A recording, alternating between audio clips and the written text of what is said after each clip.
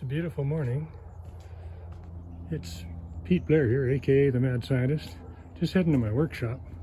Thought I'd show you what's going on in there this morning.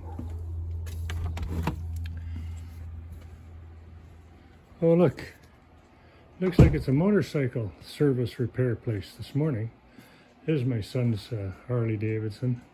Here's my creation station over here, and I'm going to do a short video relating to my slow speed sanding mandrels. Okay, here we are at the creation station. Troy Loper, I believe that's how you say his last name, on Just Carving Stuff, showed me one of my mandrels, and he's using just the Amazon bought circles. They're actually Velcro backed that he buys, and you get quite a few of them for relatively inexpensive. I'll put a link below for so you can get 10% off if you choose to buy them through Amazon. They come in like these 2-inch ones, and there's a smaller diameter, I think. These ones I make myself. These are all just punched with a hole saw that I sharpened. So I believe these are 2-inch. That's about what I punch them at too, and so you can buy them in 2-inch. I think you can buy them in lots of different sizes and all sorts of grits. I just have a set of calipers that I've sort of set up so I can locate the center. Just kind of turn the caliper around to make sure it's relatively centered. Then I punch a little hole to start. Finish it off with an awl. I think Troy, it appeared that he just had one piece on. I was going to do one of those, and I was also going to try one with 2 pieces, one each way. So here's my mandrel. This is the 1/4-inch setup for a Fordham. This is one of my favorite hand pieces. The 44s are great. There's a 44T, and there's a 44B. Now the T you can see is a little shaped here and a little finer, smaller in the hand. So for these guys, it's a simple matter of unscrewing this rather larger screw that I have. Oh, let's use this one. Larger screw that I have here. Yeah, mandrels come with a sharpened screw. It just makes it a lot easier to get it through a hole, and also makes it easier to start than the square ones that are being sold from China. Here's some of the ways that I typically use. This is cloth-backed sandpaper. I cut it with some scissors, just an old pair of scissors to make it a little more flexible. This is some paper, some stiff paper one I was trying. It's not as good, but it would work in a pinch. Here's one that's kind of well used.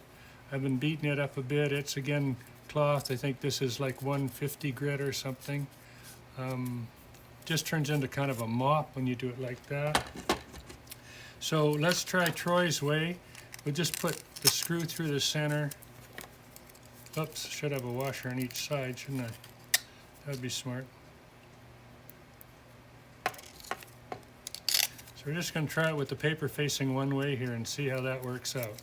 Now, I like to run them in a Fordham. They work fine also in the Dremel, although the Dremel's a little faster and has a little less power. So we'll see how that works. I'm going to put it into this. This machine's controlled by a speed controller with my foot. Here's a piece of burl I've been playing with.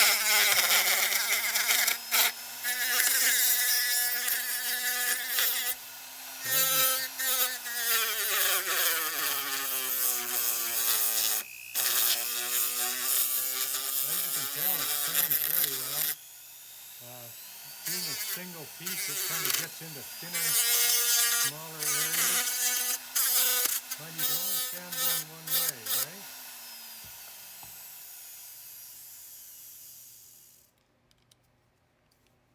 I'm not keen on the foot speed control.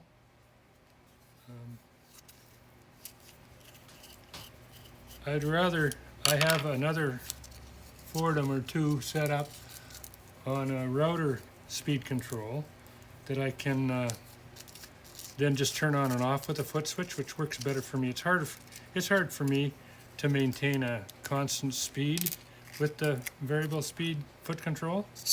Okay, so here's some other paper with, again, it's got the Velcro backing, so it's probably a little more expensive than you need, but it does work slick.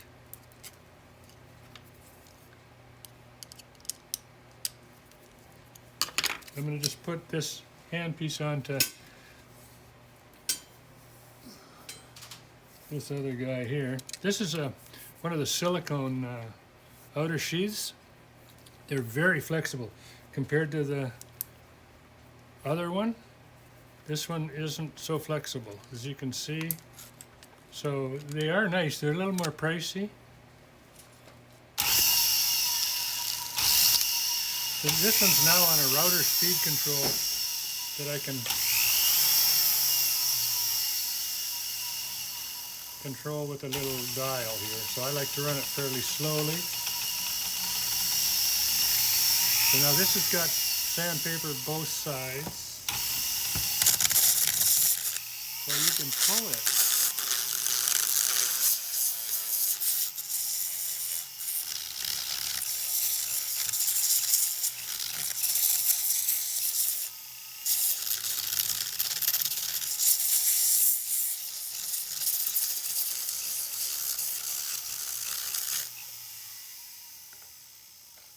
The nice thing about these discs with Velcro, when you buy them,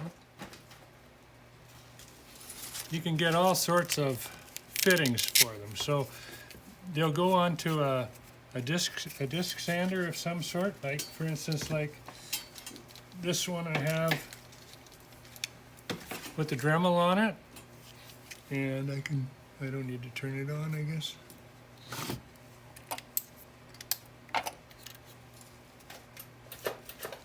I don't have it plugged in right now, but anyway, so these will go on, these discs go on to a pad like that. This maybe isn't the right size one. They come with all sorts of interface pads. Some of them come with extra Velcro you can stick on. Some of them come with sticky face stick on. So for instance, this one can go like this. Then you can add the paper on there. Oops, not that one. And the paper can go on there, so then you can sand away. This is flexible, so it'll get into different spots. So these discs can be used in a multitude of ways. This way, as well as on my mandrels, like this. So that's kind of a, multi-use sandpaper. I hope that helps some of you. Instead of buying rolls and rolls, you might just want to order some of this. I went and found the mandrel and the cushion, the felt pad it comes with, or foam pad it comes with. I use it on my wood lathe. This is just the very best there is for sanding bowls, etc. on a wood lathe. And so these little guys, they work just slick as can be. This one happens to have a 1/4 inch shank, which of course fits a Fordham. So you can then sand this way, right? Into a shape, for instance, a small spoon. If you had a smaller foam disc, or if you cut this one down, you can get into the bowl of a spoon. So yeah, that's the advantage of buying these systems from Amazon, is it's a multi-use system. So there you have it.